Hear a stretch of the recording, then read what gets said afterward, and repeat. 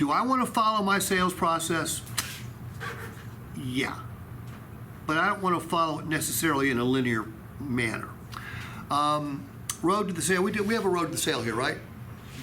Meet, greet, qualify, select vehicle, show vehicle, demo vehicle, appraise vehicle, write up, present, close, overcome. Is that our road to the sale? Same road to the sale. But by the way, you know when that was invented? The 70s, 40s? 1968. 1968 by a group called Key Royal out of Birmingham, Alabama. They invented the road to the sale.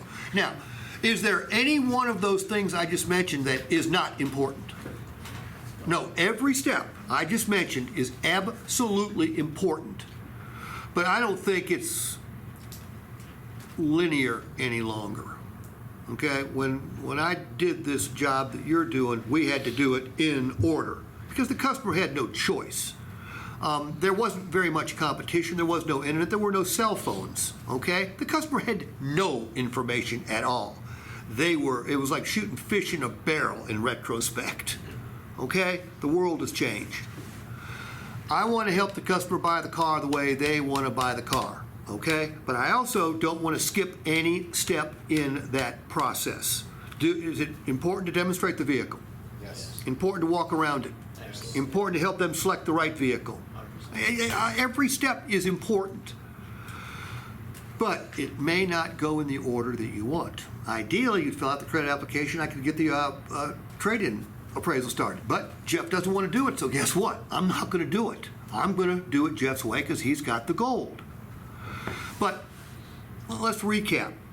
My meet and greet might take 2 or 3 minutes now, whereas your meet and greets take 45 seconds. Mine might take 2 or 3 minutes. But if I can take 2 or 3 minutes and set up the entire engagement more effectively, is it worth those 2 or 3 minutes? Absolutely. The answer is yes. I'll take it another step further. I know salespeople, and one particular guy I met in St. Louis a number of years ago, great sales guy.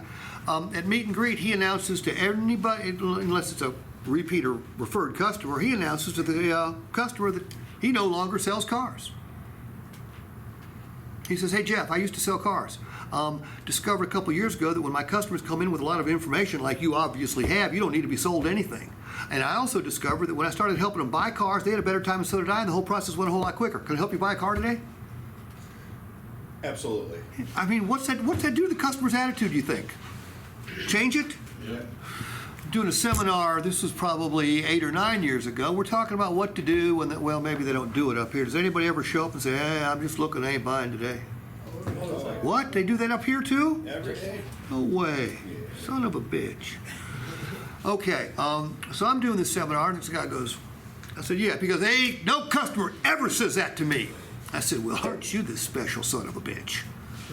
I said, and how does that happen? He goes, because I make sure it doesn't happen. And you know what? The guy was absolutely correct.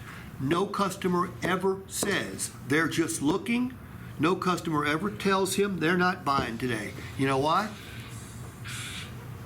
He says it first. Jeff, look, if you're just looking today, don't need to buy, that's cool with us. What can't you say now? You can't say it any longer. Yeah.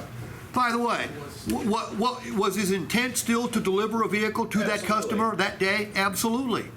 But he does a little bitty thing that's way different than everybody else that I had ever talked to in the entire industry.